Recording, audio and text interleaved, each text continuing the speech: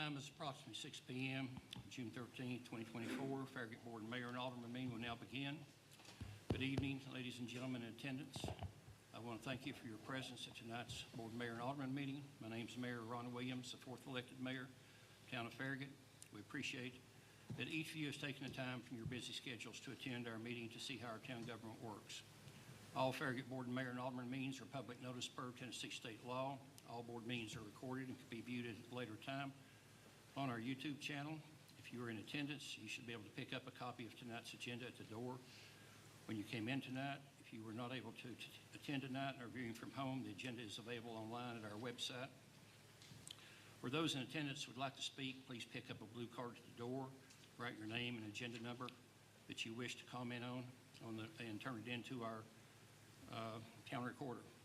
There will also be time reserved at the end of the meeting for citizens' comments on non-agenda items, which also require that you fill out a blue card with citizen comments at the time you wish to speak. On each agenda item, the mayor will ask the town recorder for residents' input. During this time, any Farragut resident wishing to speak to the board on that specific agenda item may do so for up to 3 minutes. After being recognized by the mayor, please go to the podium microphone in order to be heard and viewed by all. To conduct efficient business-like meetings, the town has adopted rules for how its meetings will be conducted. Primarily, these rules are designed to keep the meeting moving and assure that all points of view are heard and considered, and to provide common courtesy to everyone. We ask that you observe the established meeting rules when addressing the board. At the beginning of your presentation, please state your name and address for the record. We ask that you address all your questions to the mayor or, in his absence, the vice mayor. Please do not direct questions of the alderman or staff members. If necessary, the mayor may call on an alderman or staff member concerning your question or comments. Once you've given your input, please return to your seat so we can continue. We ask that every speaker avoid the use of improper language, profanity, or other inappropriate conduct, and address just the issues. Speakers should strive to avoid redundancy and should have their own original viewpoints. We ask that you please stay on topic of the agenda item. We're meeting here tonight doing the people's business. For a meeting call to order, we'll start tonight with a roll call by our town recorder for a quorum prior to standing for a silent prayer, which will be followed by the Pledge of Allegiance to our country's flag tonight, which will be led by Alderman Drew Burnett. Alderman Burnett. Here. Alderman Meyer. Here. Alderman White. Here. Vice Mayor Poplin. Here. Mayor Williams. Mayor Williams here.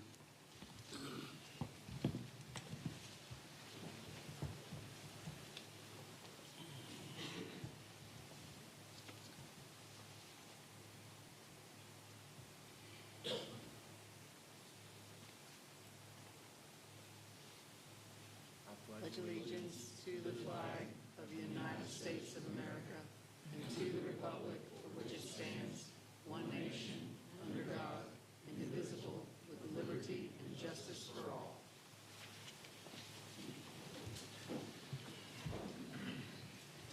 Okay.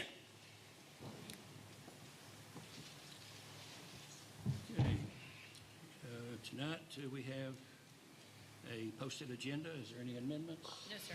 None? Move to approve. Second. Okay. All in favor, please say yes. Yes. Let the record show June 13th, 2024 agenda has been approved as posted. Minutes, any amendments? No, sir. None? Move to approve. Second. Okay. If in favor of approval, please say yes. Yes. Let the record show that the minutes have been approved as posted. Mayor's report. I'll start with a thank you for the participants of this year's Memorial Day celebration in honor of those who gave it all in service for our country. Next, I will turn it over to the Vice Mayor for her report. Thank you, Mayor Williams.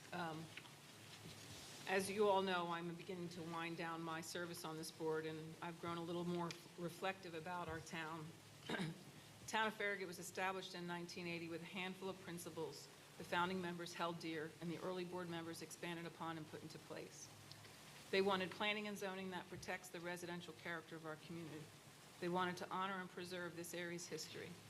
They established higher road standards and committed to maintaining our roads. They planned to improve our transportation network to address safety, capacity, and connectivity. They planned to reserve land for parks for communities for this community's recreational needs, and by the late 80s, they'd committed to building a connected pedestrian system. They wanted to establish an uncluttered feel with a strict sign ordinance. They wanted to be a limited service municipality. They wanted to thrive without a municipal property tax through fiscally conservative management of our funds. The town of Farragut has stayed true to these founding principles. I wanted to highlight two of those founding principles. First, the town has been investing in a connected pedestrian system for more than 30 years. It is an asset that distinguishes us from so many other suburban communities.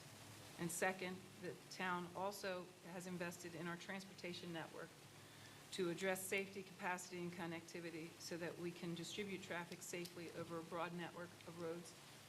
Everything in blue is roads that have been improved. Everything in green or in a dash green is roads that are have been added and connect for further connectivity. We have worked very hard to build a safe, connected transportation network, and that's all I have for my report. Okay, thank you. We'll move into any other alderman have anything else to report? Mayor. None? Okay. Then we'll move on to ordinances. We have 5 for public notice and review tonight. We'll start with the first one, public hearing on the second reading of ordinance 24-07, an ordinance of the town of Farragut, Tennessee, adopting the annual budget for the fiscal year beginning July 1st, 2023, and ending July 30th, 2025. Mayor, thank you. At our first reading, we had several comments and suggestions from the board on changes that you'd like to see made from going from first reading to second reading. So first, I'll start off with our capital investment program budget. There were 3 changes regarding projects that we had discussed at that time. One was to move the Kingston Pike Underpass design from FY 2025 to FY 2027, so that then construction of the project would move from FY 26 to FY 28. The next up would be the McPhee Park. We put the description of that, kept the budget number the same, but put the description of that as courts and restroom facilities and pavilions and restroom facilities at McPhee Park. And then the final change to the CIP budget was the good news. The Union Road Improvement construction budget has been modified from $9.1 million total cost to $7.9 million total cost after we've been able to do a little more design work on that to get a better price going into the construction period. Also, for the general fund budget, we're adding an additional senior project manager position. Both salaries and benefits would increase the budget $176,647. And then in public works, there is a decrease in the public works budget of $36,411.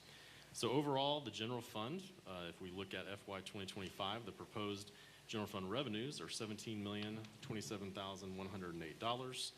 Expenditures are $11,173,602. Overall, the general fund budget projects $5.85 million in revenues over expenditures in FY 2025, with an available fund balance of $18.29 million. The State Street Aid Fund, the Tourism Fund, the ARPA Fund, the Equipment Replacement Fund, and the ADA Capital Projects Fund, as well as the Insurance Fund, did not change from first to second reading. And then as the Capital Investment Program Fund budget, as I mentioned earlier, the CIP has a total of $17,630,216 in projects planned for FY 2025, and overall project fund balance of $7,216,226. Those are the only changes that we've made from first to second reading, and the recommendation would be to approve ordinance 24-07 on second reading. Move to approve. Second. Okay, thank you. Next will be residents' comments. Yes, sir, we have 6 tonight. The first one is John Neal at 6657 Ridge Rock. Mr. Mill, will you step up to the microphone, please? Ladies and gentlemen, as you know, I am an attorney, and my address is 6657 Ridge Rock Lane here in Knoxville. And you know that I represent 3 of the homeowners who were affected by the Turkey Creek Greenway extension. I'm sure you've all read my letter that relates to it and lays out the law, and I'm not going to subject you to a recapitulation of those arguments. I have basically 2 observations to make. The first is that I read an email written by the mayor, and I don't know if any of the other members of the board have seen it, but it says, "Thank you for reaching out by email with your additions to Mr. Mitchell's opinion. The proposed Turkey Creek Road project is primarily to improve the safety on the dangerous curve on the west end of Turkey Creek Road. Anytime the town of Farragut does road improvements, we also do sidewalks and trail improvements and additions as well." Ladies and gentlemen, you can't, at this late date, recharacterize this project as a road extension and a sidewalk. It's a greenway. It always has been a greenway. It's in every document that has been generated by you all of the Planning Commission. It's called a greenway. You can't change it. The documents and the videotapes of these meetings are going to support that. We're going to get involved if this $500,000 is included in the budget. We're going to get involved in a lawsuit that really shouldn't be filed. The truth is, I enjoy litigation. Most lawyers do. I don't enjoy filing lawsuits that waste my client's money, and this one will. Because of the letter written by the mayor and the position taken that this is a sidewalk and a road widening project, I'm going to have to take every one of your depositions, and I'm going to have to take the depositions of every single person on the Planning Commission. I frankly don't want it. It's a waste of your money. It's a waste of my client's money. This $500,000 just shouldn't be in the budget. Now, I got one other comment to make. Your lawyer, Mr. Hale, is conflicted on this case. And I want you to know that I'm sorry. I have known Mr. Hale, I guess, since we were freshmen in college. He may correct me and say it was a year or two later. There isn't a better lawyer in this state. If I was in trouble, I would want Mr. Hale as my lawyer. You need his advice because he would keep you out of this mess. You all need to get a really good lawyer and discuss the elements of this case before you approve this budget, because I promise you, next week, we're going to be in litigation. I say my time is up and we're done. Thank you, sir. Appreciate your comments. Our next speaker is George Ellis.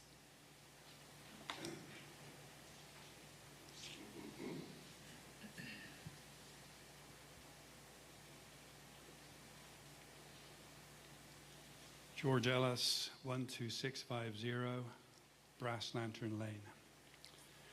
Well, there's a lot of town business yet to be done tonight, so let me get going on this. There could be criticism of town officials that volunteer their time to do the people's business, but I'm not going to go there. A while ago, I came to this microphone to let the town know that no one would build a structure worth $8 or so million and then not have the means to lock it up at night when it was not to be used. The residents of Brass Lantern and some for good, strong security gates to be put in place to keep McPhee Park safe at night and to prevent any costly nonsense from happening. It's been done, check. So that, as far as this budget goes, kind of bridges this year's budget over into next year's budget, which I assume will be discussed soon. We have asked for noise levels to come down by moving or eliminating noise-provoking sports games, and seeing new pickleball courts being planned for Watt Road is another step in the right direction that the town's taken. Pickleball players get more courts, we in the area get quieter yards, and we can actually use our back porches again. So win-win. It's not quite a check mark yet, but we've got our Sharpies ready. Local residents are very happy with the new gates, and we are very appreciative of the work done on them, the decision to install them, and these new courts are also welcomed. I'll remember the discussion the board had at that time. We appreciate the aldermen who took an interest in making McPhee a quieter place, and that need is now there more than ever. I can remember Mr. Meyer making a decision based on Whether or not I'd want that behind my house does make the decision. I wish I'd known that when I was in business, because that was really simplified things. So that did make a decision, and it was a very good one. I've always remembered that, and the people that were here when Mr. Meyer said that also brought that up in the last couple of days. I remember Vice Mayor Pavlin on another occasion stating, when we had issues with noise in the park, the town made a mistake by placing the courts there. How often do you ever hear anybody on a board, let alone the entire board, admit they made a mistake? It doesn't happen very often, and I've been on a few boards. Anecdotally, I ran into a new resident who lives in one of the new subdivisions down McPhee opposite the Grove, close to where Mr. Burnett lives. He had heard impact sounds a half a mile away at his house, but didn't know what it was. He was on our street 2 weeks ago doing some repair work and heard the pickleball noise and said, "That's the noise I can hear at my house." And I said, "Welcome." To make a long story short, there are those that say the town does this and that, and the boards don't listen, but I think they do. If the problem at hand is made in a clear way, and if a solution is offered up without expecting immediate results, we appreciate the town listening to residents' concerns as they go ahead with the budget decisions, and helping by bringing McPhee back to the direction of what a park should be, a quiet place to enjoy, and to see others enjoy its peace as well. Thank you very much. Thank you, George. Our next speaker is Alex Kane.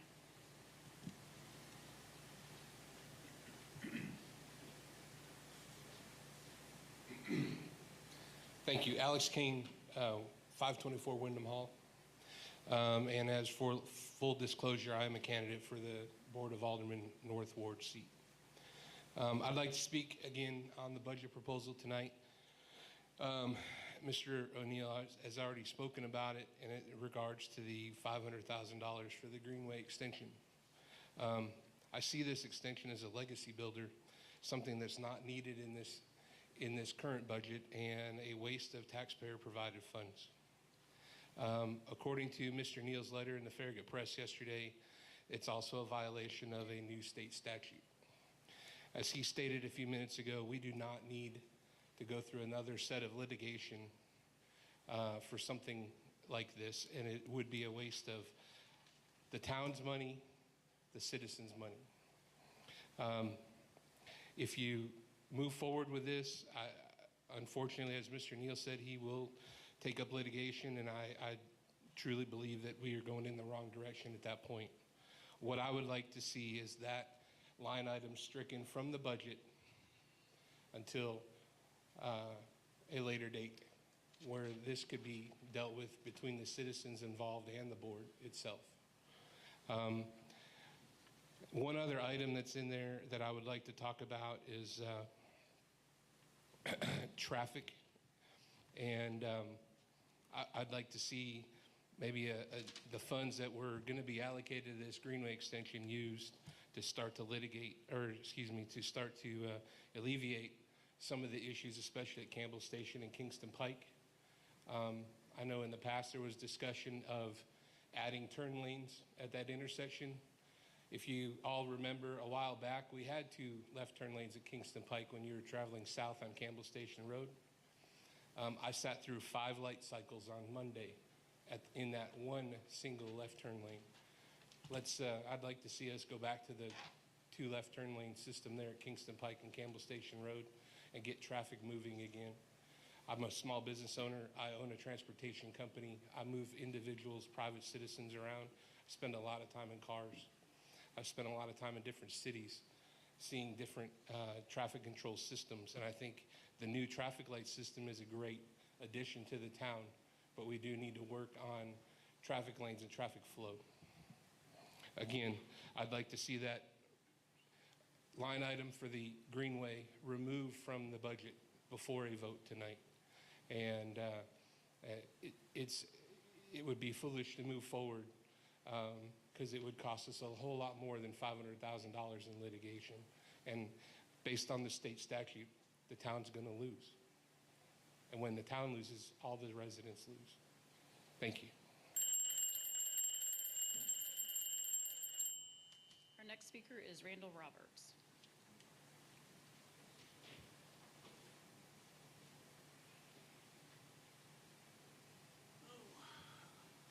just my wife said I couldn't freelance. Randall Roberts, 11905 Butternut Lane in Sugarwood. I'd like to address the matter concerning concerning Farragut proposing to spend an estimated $2.5 million to construct a 1,600-foot sidewalk along Turkey Creek. In all reality, by the time it's built, it's probably going to look more like $3 million. First off, is this really needed? For all the times I've been down that road, never once have I seen anyone walking in that area. It's doubtful that it will ever generate the pedestrian traffic that would warrant that type of expenditure. It's another one of those things that looks good on paper, but in reality, is it really needed, especially for the cost involved? Farragut supposedly already has more sidewalks and green space than other towns its size. When is enough going to be enough? As you've been advised, the owners of the 3 properties along that route will contest you taking the fronts of their properties. One even has an old plat map signed off by the town of Farragut that indicates that no sidewalk would be permitted. Farragut took the position regarding the First Baptist Church east entrance that a previous pastor promised that entrance would only be temporary. And even though the town was negligent in following through with the paperwork regarding the entrance only being temporary, Farragut sought to force the issue upon the church that promises should be honored. So if a plat map signed off by the town of Farragut indicates that there would never be a sidewalk along a section of Turkey Creek, does that not constitute a promise on the part of Farragut? Attorney John Nils provided you with an update regarding recent changes in the state of Tennessee that would by the state of Tennessee that would be applicable in this case. It is very well researched. For Farragut to fight this in court would consume considerable financial resources. As such, best to leave sleeping dogs lie. The money allocated for the sidewalk project should be reallocated to prioritizing what Farragut citizens consider a more pressing need, that of trying to resolve the traffic congestion that seems to get worse by the week. They've not even started renting the 286 units at Biddle. If you travel to the west down near Little Joe's Pizza at Watt Road, you can already see an increase in traffic congestion there. And they have only just now started to rent at Farragut Junction, a complex that will contain another 220 apartments. Apartments do not and never have belonged in Farragut. They go against the historic nature of our town being a small rural enclave of single-family residences. I'm glad to see that some of our officials have already changed their position to understand that residents are strongly opposed to apartments, but unfortunately the damage has already been done. We supposedly have a smart traffic system coming online, but that seems to continually slip further and further behind. A traffic study in the past indicated that improvements could be made for around $1.6 million. That's far less than what you're obviously willing to spend on a sidewalk. We need to get our priorities straight and address the more pressing needs of our residents. And right now, that's finding and implementing solutions to our traffic nightmare, and that should be job number 1. Sidewalks are not priority in anyone's book but yours. Do I need to ask about the pickleball thing too, or just? Yeah, anything you have for budget, yeah. Okay, one other small thing. I noticed on the agenda that you're going to look at a contract for moving building pickleball courts at Watt Road. Essentially, what we would like to do, a lot of the pickleball players would like to have a citizen's input on that or a player's input. So when that comes up for contract, we would like to have the opportunity to work with the developer as far as what we would like to do. The next thing we'd like to do is, I think we're talking 8 courts. There's a lot of interest in us starting to actually have tournaments or actually organize tournaments. That would be a good thing for Farragut. We could have the first Farragut Invitational or something like that, bring in people, and bring in fees for the teams that want to play. So it would be a money-making opportunity for us to help offset some expenses. Okay? Thank you. Our next speaker is Lawrence Seacrest.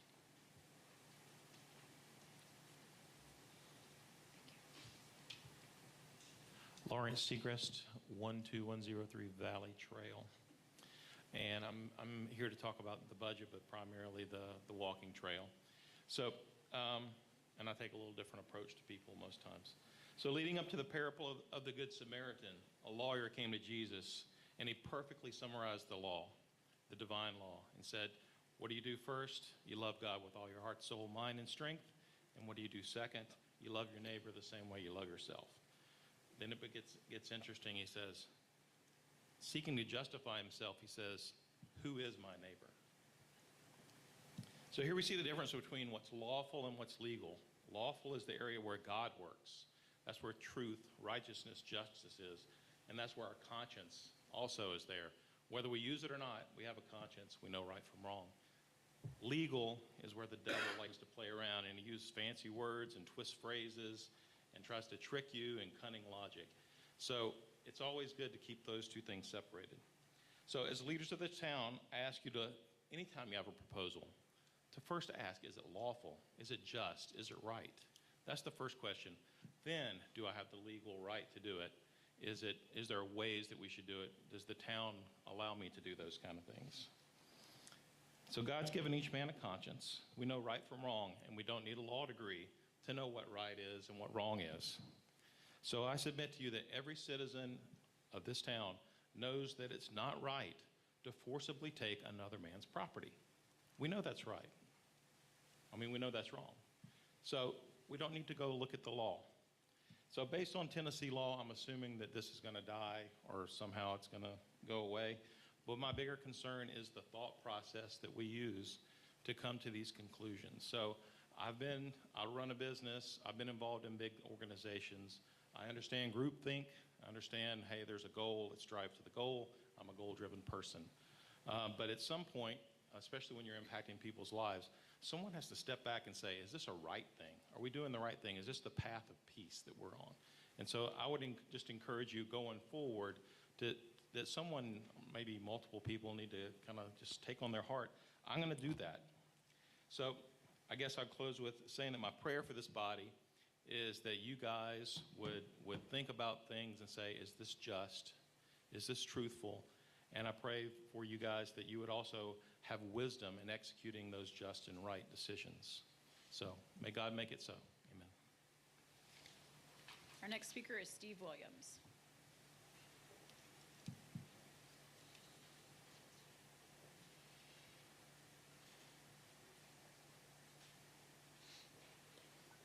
Steve Williams, 721 Virtue Road. And to the extent that the Virtue Road improvements are included in the budget, and I think they are, but correct me if I'm wrong so I can sit down. Are they? Yes. They are. Okay, thank you. So this is relevant. I just wanted to bring, I've got the April 27, 2023 report to the Board of Mayor and Aldermen talking about hiring for the design and such. It talks about the 10-foot, I didn't realize this, it talks about a 10-foot shared use path connecting to the planned greenway, which would be coming, of course, across our land. Number one, I don't think it's engineeringly possible without massive amounts of money to bridge the elevation. So I don't know that it's a doable project to begin with, but I'm not aware of a 10-foot walking bike trail anywhere in the town, so why all of a sudden are we putting one there that's connecting to a 4-foot sidewalk? So it kind of doesn't make a lot of horse sense. Plus, if I remember correctly, my land starts 25 foot from the center line of the road coming back toward me. So that would, if you do an 11-foot lane with a 2-foot curb and gutter, that's 13 foot. So it's impossible to put this 10-foot in there on the right-of-way to have a safe amount of green space, or I call it grass between the road and whatever sidewalk you put in, green space sidewalk, because there's just no room there. And it's not safe, I think everyone would say, and I've got proof that we've been recording, the speed on Virtue Road is somewhere in the neighborhood of, the slowest would be in the low 40s, the highest would be probably 60 or more. And if I'm not mistaken, it's 30 miles per hour on Virtue Road. So you very rarely ever see anyone going 30 miles per hour. So I don't think anyone on this board or anyone on the Planning Commission would say, oh yeah, let's put a big nature area, sidewalk, walking trail, bike trail right on the back of the curb. That's just not, that's not safe. So I don't think anyone would do that. So to the extent of the state law prohibiting towns and municipalities and government condemning people's land for green spaces, sidewalks, walking trails, I think we need to revisit this before we get too far down the road. And I guess, last 26 seconds, I'm upset as a citizen, no one has touched base with me about the Virtue Road improvements. I just think that's bad business. I think that's bad.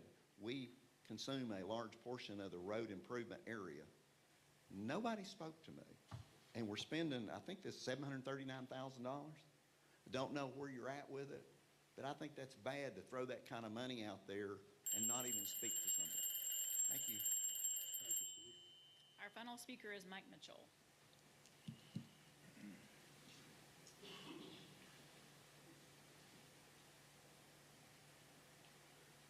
Mike Mitchell, Brooksworth Boulevard.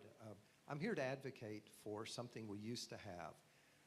That's turn lanes on Campbell Station Road, 2 turn lanes, left-hand turn lanes. We lost that years ago when the decision was made to have 2 lanes going down South Campbell Station Road. If we look back to 2020 in the Biddle Farm traffic study in the Planning Commission of the town of Farragut, there was great enthusiasm for the idea of having a new left-hand turn lane, Campbell Station Road to Kingston Pike, and Kingston Pike to Campbell Station Road. A lot of things have changed since 2020. In 2020, we had 15,000 cars at Kingston Pike and Campbell Station Road. Well, it's a lot more now. Currently, Knox County Commission says that there are 15,000 cars a day at North Shore and Concord Roundabout. We have some new things that have happened that were unanticipated in 2020. Mayor Williams and other people have gotten us a huge breakthrough in getting a 4th lane from Lovell Road to the split, both east and west. That is going to be massive construction.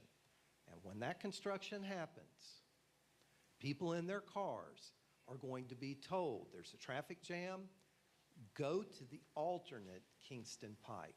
We will absorb that. Mayor Jacobs and the County Commission has decided they will widen North Shore Drive 2 feet per lane. That could start this summer. When they do that, 1 lane of North Shore Drive will be closed. The GPS in all those cars is going to say detour to to Kingston Pike. That's the alternate. Somehow we drew the short straw. We're the alternate for 2 state highways, 1170, 11 and 70, and for 2 interstates, I-40 and I-75. We're going to be inundated with traffic. I'm pleading with you, as the letter I sent to the Board of Mayor and Aldermen and my letter to the editor in the paper today, we need those 2 turn lanes. It's clear that the Turkey Creek Greenway is now by state law illegal. That frees up $2.5 million. I ask you respectfully, please, may we have our turn lanes. Thank you.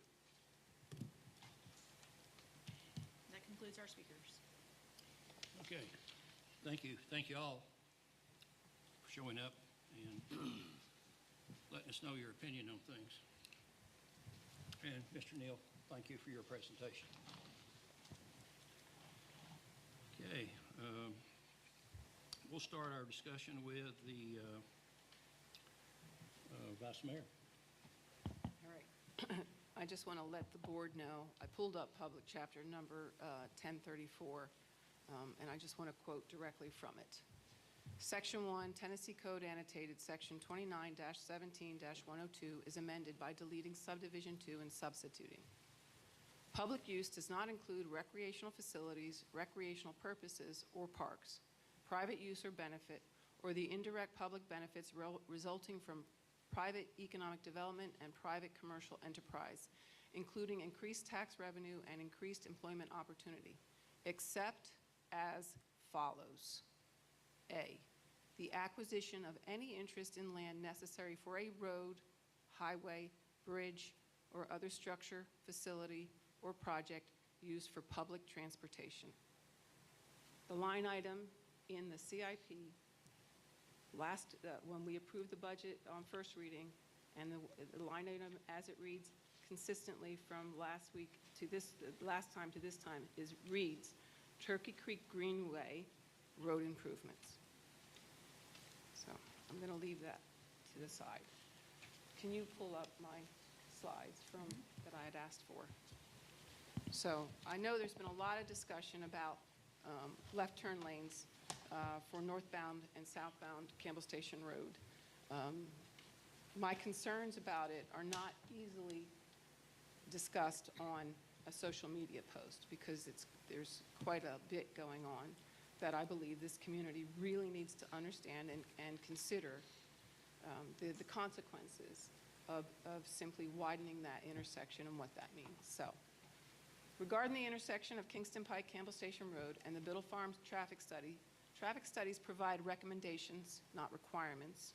The recommendations in the Biddle Farms traffic study regarding the Kingston Pike, Campbell Station Road intersection do not take into account pedestrian activity and pedestrian safety, the negative impact on community character, and the principles of induced demand. Pedestrian safety is an aspect of transportation planning that now must be considered based on guidance from the United States Department of Transportation's Safe System approach. The town of Farragut has been investing in a connected pedestrian system for more than 30 years. The U.S. DOT has adopted the Safe System approach and is pushing this initiative down to the states and to the local governments through the local transportation planning organizations. We cannot simply prioritize vehicular travel over pedestrian safety any longer. Further, the recommendations in the traffic study do not take into consideration the long-established goal of the town to preserve and enhance to the greatest extent possible the predominantly residential character of our community. And you can go to the next. The town has long worked to balance vehicular traffic, pedestrian activity, and preservation of some sense of place in all our road projects. Expanding this intersection to include an additional left turn lane, both northbound and southbound, adds more asphalt to accommodate more cars. The residents I speak to aren't enthralled with the idea of turning the heart of our town into something similar to the Cedar Bluff Kingston Pike intersection. Also, the recommendations in the traffic study fail to consider the principles of induced demand, which indicate that the existing congested conditions during rush hour will return in a matter of time. To reiterate, expanding the Kingston Pike Campbell Station Road intersection would negatively impact pedestrian safety, degrade the sense of place and community character of that area, and it would increase the amount of traffic flowing through the intersection. In a matter of time, the same congested traffic conditions would return.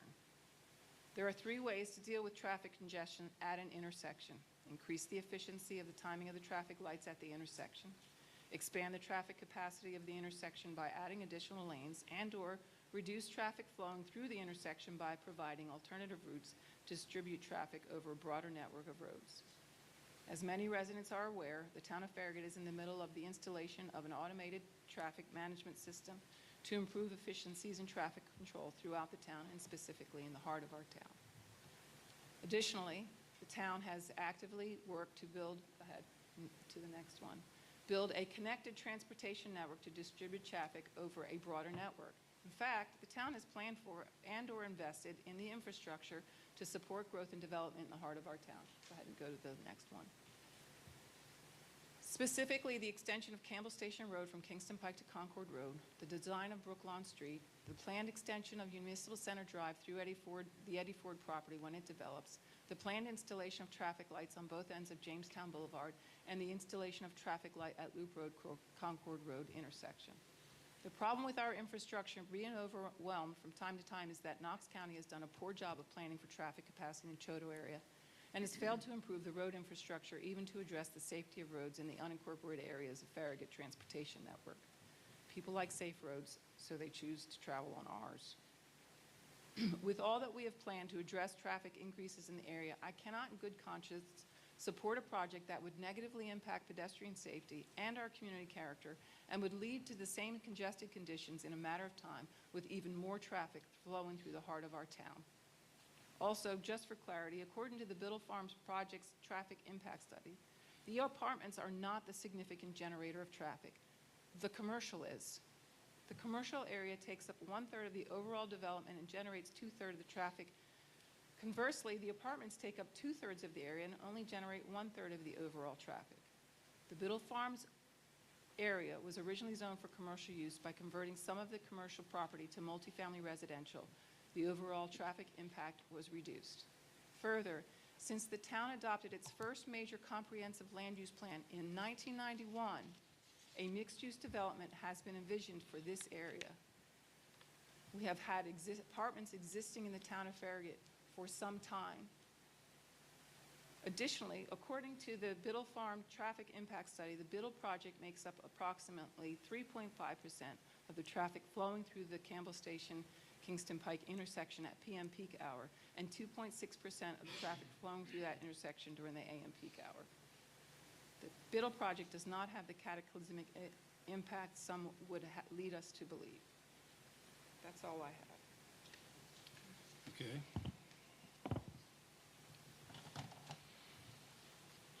Next will be Alderman Burnett. I don't have a lot to add, Mayor. I wish we had, I know Tom can't speak. I think it's really, really unfortunate that we don't have council here to talk to what the vice mayor said, what the lawyer said ahead of us.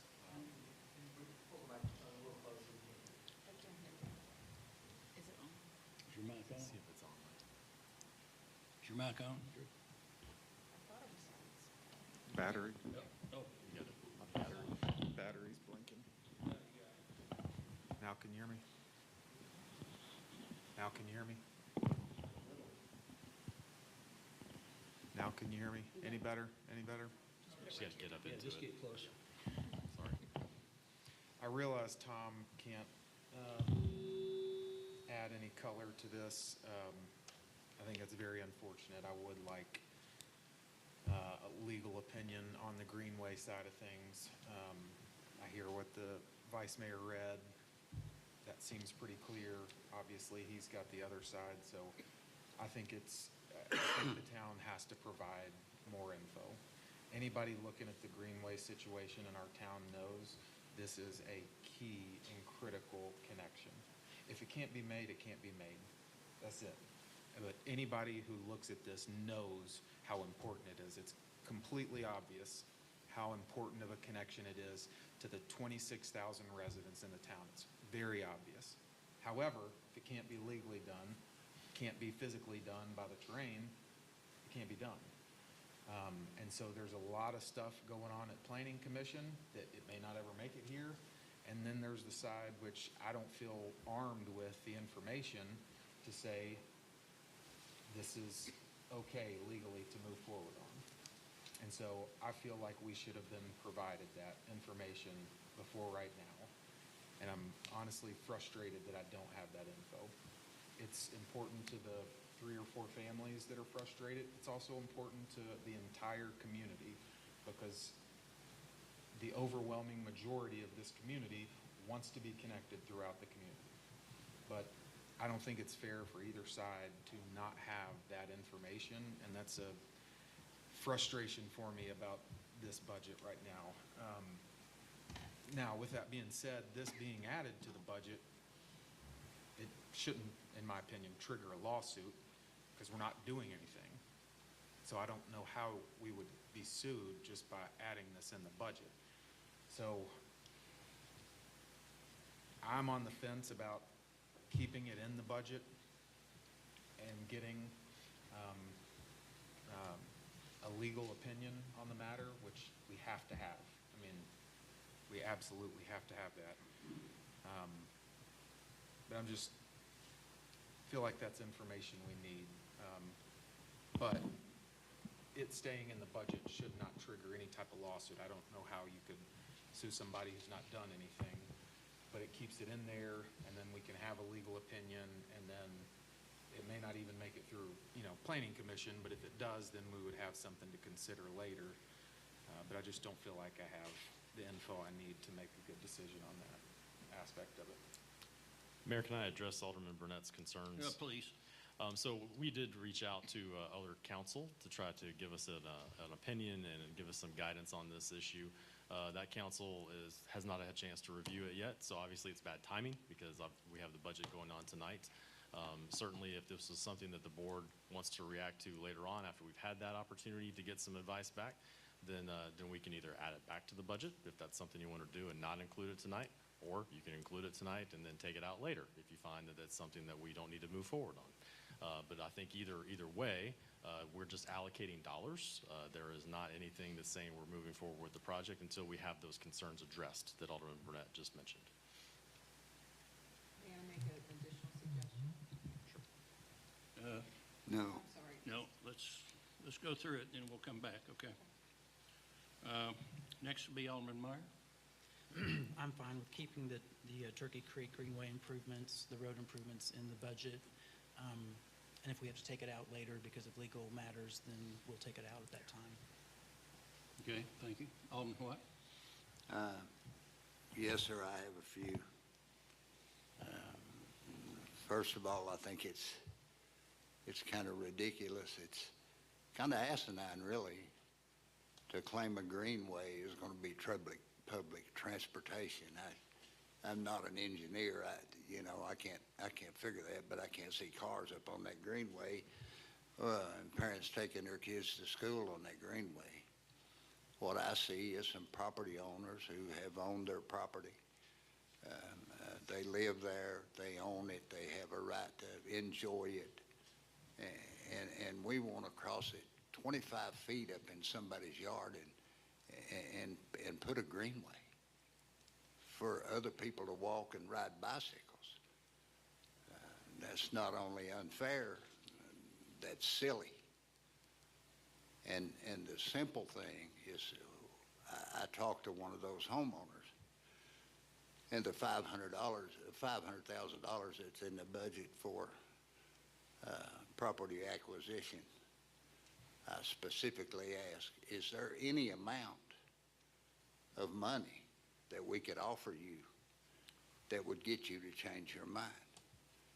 And they said, no, we do not want our yard messed up, our driveway messed up, and have this thing running across our property. And we will fight it to the end. So it's simple for me. What they're asking for is that we remove the $500,000 from the budget for property acquisition. Well, what's wrong with that? Well, why can't you just pull that out and leave everything alone and avoid a lawsuit? They're going to sue us. And to be quite honest with you, as long as I've been here, we should have been sued 4 or 5 times. We break the law like we're cooking eggs in the morning. The law means nothing to us and this board. And I'm a part of it. But am I proud of it? No. I believe in the law. Follow the law. Like it or not, follow it. If you make a mistake, you make a mistake, admit it, move on. But we won't do that. We will not do that. We'll sit right here. Everybody will vote. We'll have this lawsuit. It'll be in the newspapers with a simple thing. You take one vote and remove the $500,000 for property acquisition from the budget and move on. But will we do that? No. We're going to punish 2 or 3 homeowners for the benefit of other homeowners that can take their children and ride up there on a tricycle through somebody's yard. Public transportation, give me a break. That's all I got, Mayor. Okay, thank you, sir. And my thought is this has always been a road project. With it come along what we've always done, and that's a sidewalk or walking trail. The curve's a dangerous curve. It's in the afternoons. It's a blinding sun in your eyes. It's something that the homeowners down there are aware of that. It's not new news, but it is a fact of life. Now, Alderman Burnett suggested that we get a legal opinion. I think that's a good idea. We can do it either way, and that's either pull it out or we can leave it in and pull it out later based on a legal opinion. I read the new law. The new law is relevant to Parks and Rec. And this is, if it wasn't a road, if it weren't fixing a road, I think it would be a different story, but we are fixing a road. So I think a legal opinion would go a long ways on that now. And whatever it is, it is. So it's really up to this board on what they want to do as far as leave it in or take it out. So I guess somebody will need to make a motion, Adim. I move, Mr. Mayor, that we remove the $500,000 for property acquisition from the budget until we can find out if we're going to have a serious legal problem or not. Okay, now, what did we have for a initial motion? This would be an amended motion, you're- Mayor. you're That would need amending- a second. Alderman White, He wants me to amend my motion. you're going to amend Alderman Myers' motion? Yes. Okay. To just remove the $500,000 property acquisition fee. Okay. We will need a vote on that? Need a second. Need a second. Well, yes, we do need a second.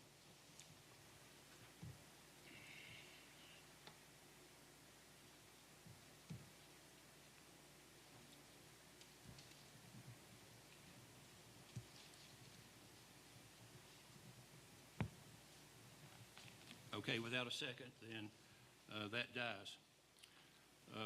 Vice Mayor, you had something else that you wanted, you had nothing else you want to say, okay? Then we're back to the original motion, and I need a vote, a roll call vote on that.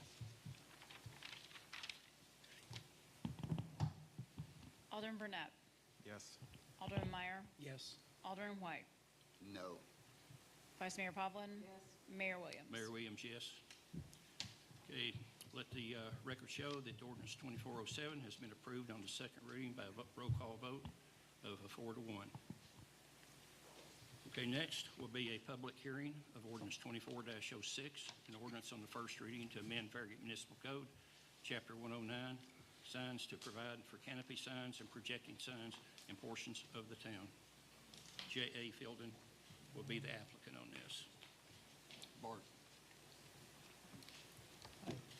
I'm Bart Hose. I'm the Assistant Community Development Director.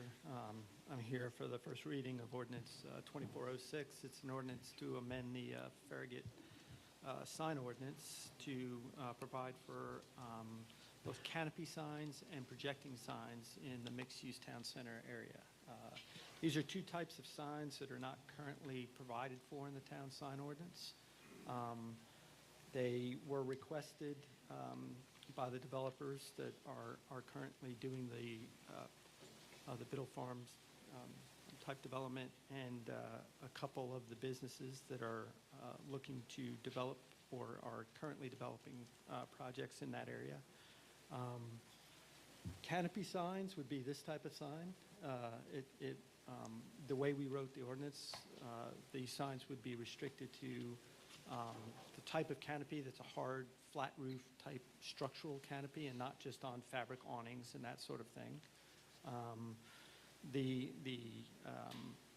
The idea of the mixed-use town center area is that it's a more kind of urban form, more pedestrian, more walkable area. So there'll be people going up and down the sidewalks.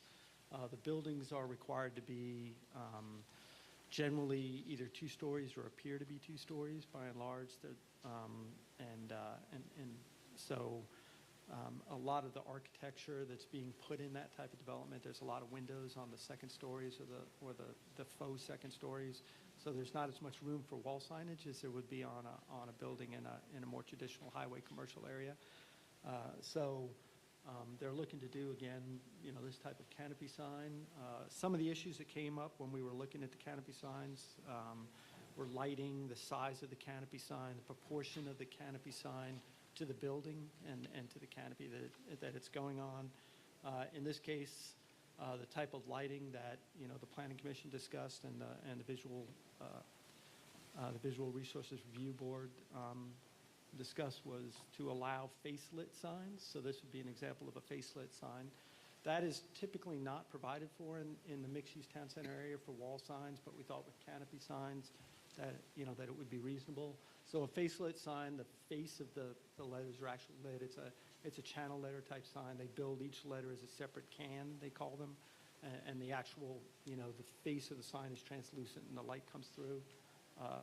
The next slide is an example of a reverse lit sign. There are a number of signs like that that have been developed in town over by Starbucks and in a couple other shopping centers where the face of the sign does not light, but the light projects out the back of the sign can, and it bounces off some type of reflector and lights around. So in this case, the reflectors are actually behind the arcade letters, and on the lower apartments, they're actually using the canopy itself as the reflector to bounce the light back. So those are some of the issues.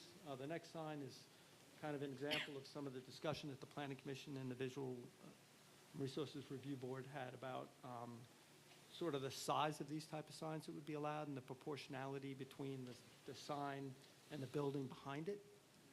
The dimensions of that sign, which has been applied for, the Super Chick sign, or will be applied for here shortly once this ordinance passes, if it does pass, are spelled out there in the red box in the top left-hand corner, so you can get an idea of how large these signs would be mounted to the canopy. That was a discussion over the course of several months and 2 Planning Commission meetings to try to get that right. I think in your packet is an insert that has all of the proposed language put in the relevant section. So if you have any questions on any of that particular language, I'd be happy to try to explain what each different section provides for. The next type of sign is a projecting sign. This is a sign that would, again, project sort of at a 90-degree angle, perpendicular out from a building wall. These are larger. We currently provide for small projecting signs that would be down along the first floor, by a doorway, and but they're limited to, I think, 4 square feet. They can't be lit. They're really intended just so you can see where the doorway is and where the business entrance is. In this case, it's a larger advertising structure. Our thoughts there was, to restrict them to the second story or at least 10 feet above on a building that doesn't have a full second story. They would have to project out from the building and also be perpendicular to the flow of traffic and the flow of pedestrians. So again, it's as you're driving down the road in an area like this, you can see the sign projected out. Good examples of this are I'm down on Gay Street. The Mass General sign is this type of sign. Also the Tennessee Theater, but that's a very large one. So here is an example of Tupelo Honey. This is, I believe, in Columbus, Ohio. So this is a type of sign. And this is actually one of the businesses that's going into the Biddle Farm development, and they are going to request this type of sign. So we were trying to provide for it in that context, in that more urban context. Again, we had to consider the size of these. We came up, or the Planning Commission and the other people working on this came up with a projection of about 36 inches total from the side of the building. Part of that can be in the mounting bracket, or the entire thing could be the sign, but we thought that wasn't too much of a projection out. You wouldn't want to see one sticking out 8 feet off the building type of thing. So and also the signs would have to be mounted again at least 10 feet high and at the second story, and they wouldn't be able to extend above the roof line. So they are going to have to fit in that space. Both the Planning Commission and the Visual Resources Review Board have reviewed these proposed amendments and have recommended their adoption to the Board of Mayor and Aldermen. So from that standpoint, staff can recommend them as well. If you have any questions about any of the particular language that we put in here, we had to define what we meant by a canopy for context here. We had to define what a canopy sign was. We had to change the definition of a projecting sign because we did have that smaller one. So now we have a minor and a major type perpendicular projecting sign. And then we had to create language that would allow these in the relevant sections. And so the way our existing sign ordinance is set up, we have sections for essentially freestanding buildings where you got one building on a lot, and then we have provisions for multi-building or multi-tenant type developments, and we needed to put it in both. So the language sort of replicates itself from one of those main sections of the ordinance to the other. But we have provisions now that would allow canopy signs. It puts some standards on lighting, puts some standards on the size of the signs, some of those type parameters, so that they don't get completely out of control. And the same with perpendicular signs. So if y'all have any questions, I'd be happy to try to answer those for you. If you Move to approve. Second. Okay. Any resident No, sir. comments? Okay, we'll start off with Alderman White. Yes, sir, this signed ordinance is kind of a pet project of mine because it's been violated so much. It's in violation right now, as a matter of fact, and will be forever. Nothing's going to change. But the particular thing about this is I think those signs are terribly ugly. If you drive down through there now, you're seeing meter bases and power boxes, and you're seeing pipes going up the back of buildings. And now you're going to go down through there, and it's supposed to be this fantastic walk to beautiful mansion-type shopping center, and you're going to have different signs hanging everywhere, all different colors, all different shapes. It'll look like a Kmart shopping center, if you ask me. So, although it will do little good, I'm terribly against amending the signed ordinance to allow this to happen. Thank you for your time. Okay, Vice Mayor. I'm fine with this, thank you. Okay, Alderman Burnett. Yeah, thank you, Bart, for the presentation. I know VRB's done a ton of work on this. Planning Commission's done a ton of work. I mean, it's rich in character. It looks great. It's unique. You will know when you're in this town center district with these type of signs. Phenomenal job. I think it looks great. Okay, thank you. Alderman Meyer. I'm fine with the signs. Okay, my comment is really,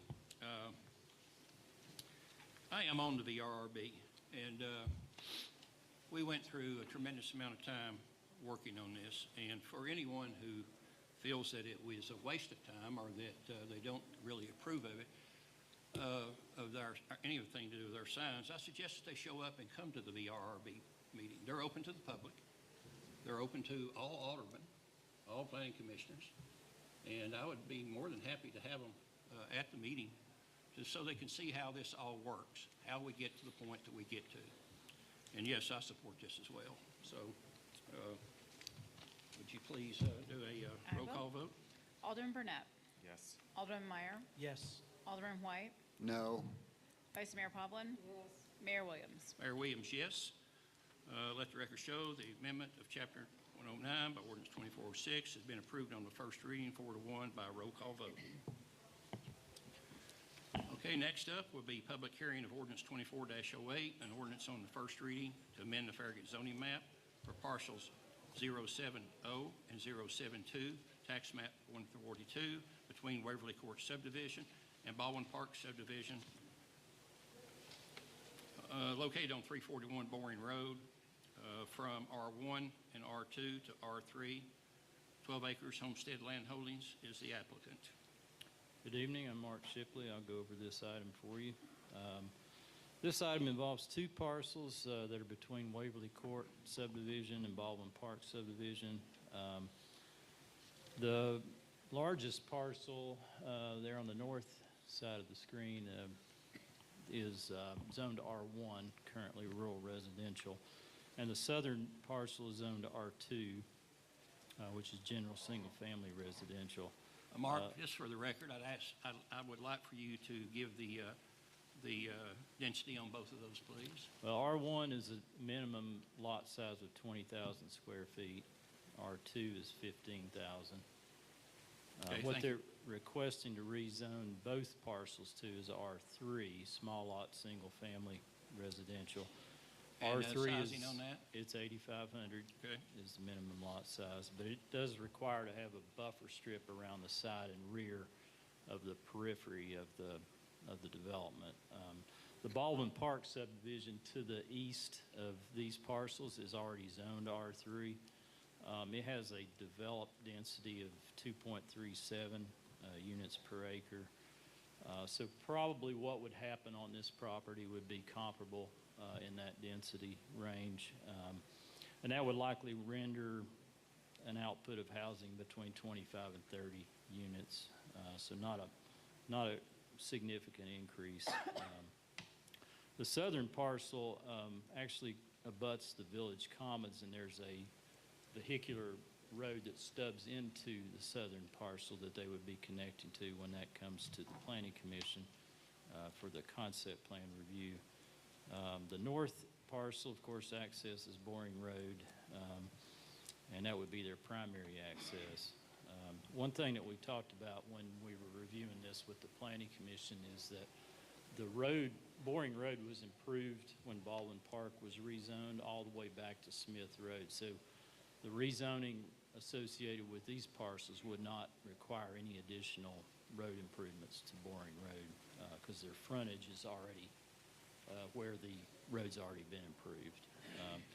Another thing that in consultation with the town engineer, based on the average daily trips that the subdivision would potentially create, the traffic impact study was not warranted. So, again, 25 to 30 house lots, you're looking at 250 to 300 trips per day, not a significant increase.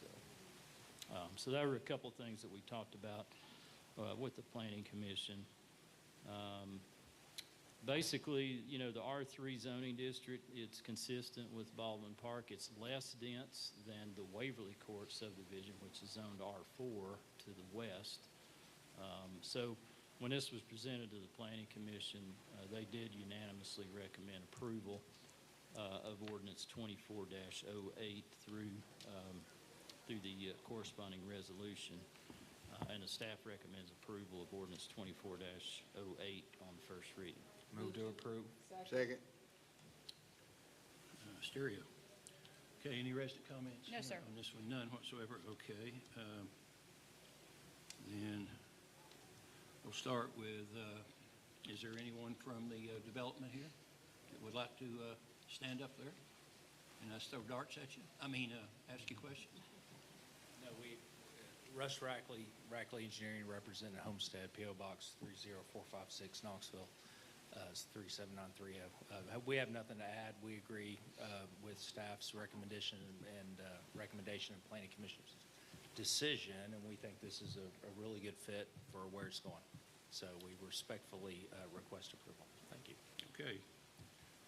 Then we'll start off with again with Alderman White. None, Mr. Mayor. None, sir. Okay. Alderman Meyer. Pass. Alderman Burnett. Looks good to me, Mayor. That's it. Okay. Vice Mayor.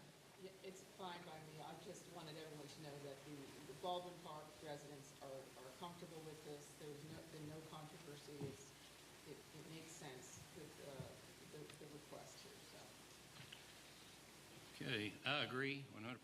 This is a good fit by a good developer, and we will move on with discussion being completed. Now it's Town Recorder for roll call vote.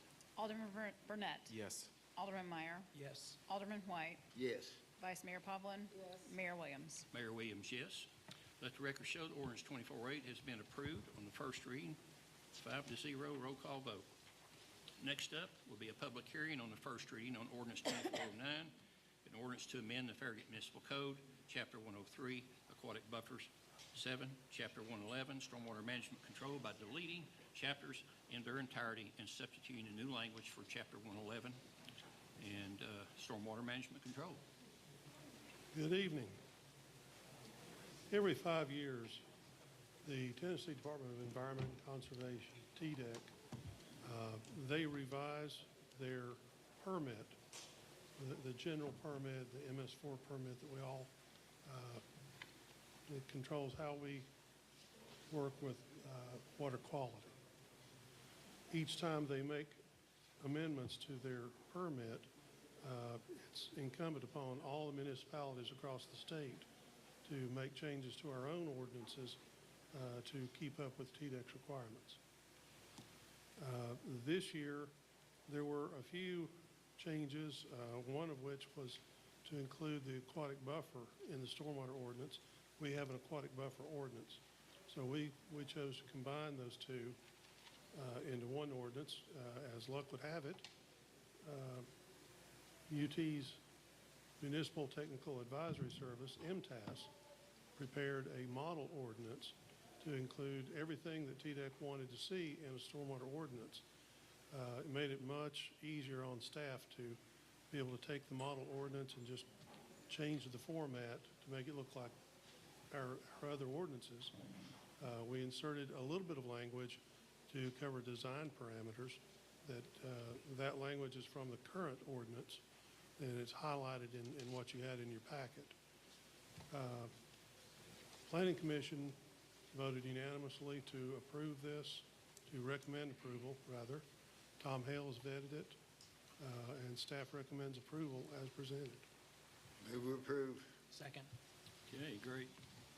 Do we have any resident input on this one? None? Okay, then we'll go ahead and get into discussion. Alderman Meyer, Pass. Alderman White, None, Mr. Mayor. Alderman Burnett, No questions. Vice Mayor.